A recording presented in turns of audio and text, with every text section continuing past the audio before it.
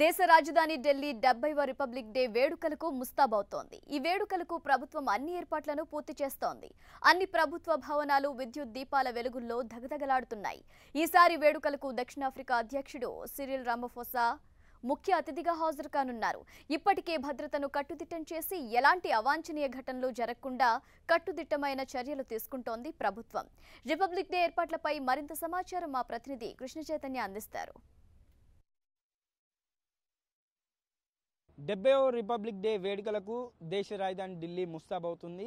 ఇప్పటికే దాదాపుగా ఏదైతే ప్రభుత్వ భవనాలు ఉన్నాయో వాటన్నిటికి కూడా విద్యుత్ అలంకరణలతో కూడా పూర్తిగా తీర్చిదిద్దడం జరిగింది. రాష్ట్రపతి భవన్ నుంచి పార్లమెంటు వరకు కూడా పూర్తిగా ఆ చుట్టుపక్కల ఉన్న భవనాలు అన్నిటికి కూడా విద్యుత్ అలంకరణలు చేయడం జరిగింది. గణతంత్ర దినోత్సవ వేడుకలకు ఏ విధంగానైతే పూర్తిగా ఈ పెరేడ్ ఎక్కడైతే జరుగుతుందో ఆ పెరేడ్ ప్రాంతం జరిగే అంత ప్రాంతం కూడా పూర్తిగా కూడా ఏర్పాట్లు చేస్తూ అధికారులు పర్యవేక్షిస్తూ ఉన్నారు. పూర్తిగా కూడా చూడొచ్చు.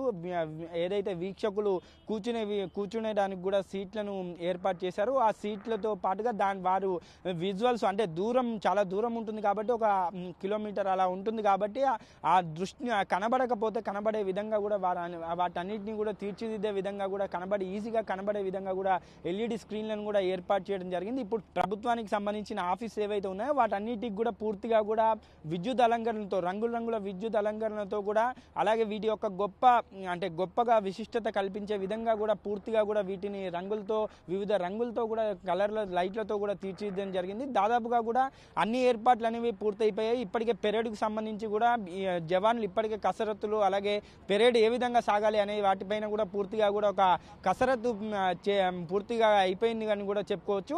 రామఫోసా సౌత్ ఆఫ్రికా అధ్యక్షుడు, ఆయన ఈసారి ముఖ్య అతిథిగా కూడా ఈ రిపబ్లిక్ డే వేడుకల్లో పాల్గొనడం జరుగుతుంది. ఆయనతో పాటుగా కూడా ఇంకా వివిధ దేశాది రాయబారులు అలాగే వివిధ ప్రతినిధులు కూడా పాల్గొంటారని చెప్పేసి కూడా ప్రభుత్వ వర్గాలు అంచనా వేస్తున్నాయి. ప్రధానంగా కూడా ఈసారి శకటాలకు సంబంధించి మాత్రం గాంధీ పుట్టి 150 సంవత్సరాలు అయిన నేపథ్యంలో ఆయన యొక్క సిద్ధాంతాలు ఈ ఉద్యమంలో స్వాతంత్ర ఉద్యమంలో పాల్గొనడానికి సిద్ధాంతాలుగా భావించాడు. అట్లాంటి సిద్ధాంతాలను ప్రతిబింబించేలా కూడా శకటాలన్నింటినీ కూడా తీర్చిదిద్దాలని చెప్పేసి కూడా కేంద్ర ప్రభుత్వం ఆదేశాలు జారీ చేసింది. దానికి అనుగుణంగానే దాదాపుగా కూడా 17 శకటాలను కూడా వివిధ రాష్ట్రాలు కేంద్రపాలిత ప్రాంతాలు తీర్చిదిద్దడం జరిగింది. ఈసారి తెలుగు రాష్ట్రాలకు మాత్రం శకటాల్లో ప్రాధాన్యత దక్కలేదు, చోటు దక్కలేదు అని చెప్పుకోవచ్చు.